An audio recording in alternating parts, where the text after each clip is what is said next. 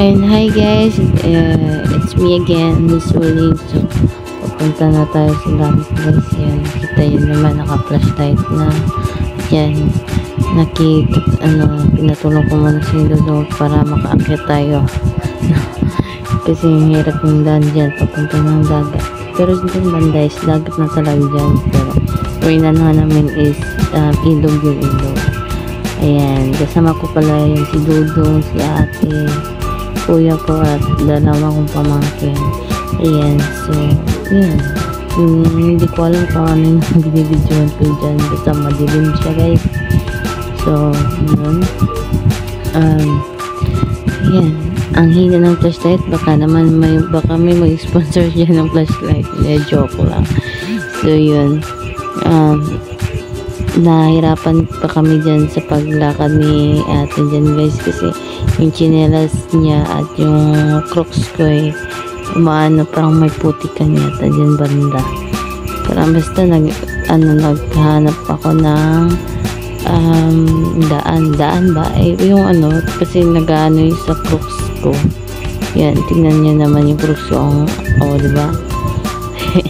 Parang nasa putikan. So yun, patuloy na tayo sa doon. Ayun guys, yung isda, hindi ko alam kung anong pangalan ng isda na yan, basta yan, ayan na yun guys. Hindi ko na pinapakita kung paano ko kinuha yung sea urchin or swaki, kasi mababasa yung cellphone ko, kasi parang naligo na yata ako dyan kasi abot baywang yung dagat, kaya delikado kung yung mahulog, diba? Wala na tayong wala na akong cellphone. So yun, ayun na, parang pauwi na kami yan, diba? Ang bilis, papunta pa nga kami doon, tapos pauwi na yung video ko. So yan si Dudong, ayan yung huli, yung ko pinong-swaki. Yan, daming swaki or sea urchin guys. Ayan na, diba, ang dami. Ayan, shout out sa pa ako diba, marami kaming huli ng swaki. Masarap yan. Ayan, tignan nyo naman. So yun, at yan, yung pamangkin ko, tinitikman pa niya guys. Tingnan nyo kung may ba talaga laman, diba? So yun, nagtatry sana akong mag-open, kaso sabi ko mamaya na lang. So yun, pauwi na talaga kami dyan guys, kasi si kuya is pauwi na dyan, namana siya guys ng isda. So yun, yun, pauwi na kami, papunta kami ni kuya dyan, ang anak ni kuya, papunta kami sa kanya, kasi nandun siya banda, doon, malayo pa siya. Yan, tinignan ko na naman ulit yung hawak ko. Ayan, may kugita ba yung tawag dyan? Swaki, iba't ibang shell. So yun, sino ba yun? Ay, hirap pala mag-voice over guys. So hindi ko kilala kung sino. Ayan, sila Jillian at kuya pala yan. Yan yung huli ni kuya guys, diba? Sarap niyan sa kinilaw at tinola. At yun si kuya, diba, tumatawa. Ayan, so libreng ulam na, basta magtiyaga ka lang. At yun, diba, ayan na naman yung putik guys.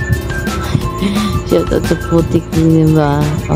Diba, tignan nyo naman yung putik talaga, as in wala kayong, kung hindi ko pinapakita yung yung pako, wala kayong makita sa daan, ang dilim. Ayan na, hindi ko alam kung anong ginagawa. Ay, sabi ko pala kay Dudong dyan is videohan niya kami, kasi hindi siya marunong, tinutok lang niya sa sabi ko, ay nako naman, hindi pala nakita yung mukha namin masyado. Ayan, siya naman yung binidyohan ko, naka-smile pa. Diba, libre. Ayan, sariwang isda talaga yun guys. So yan, pauwi na kami guys. Thank you so much sa lahat ng dumalo nitong premiere ko at nanood. Yan yun. Yan yung huli ko, yung dala ni Dudong, yung mga swak. Yan yung kinuha ko, at yun sa kanila naman ni Jaja.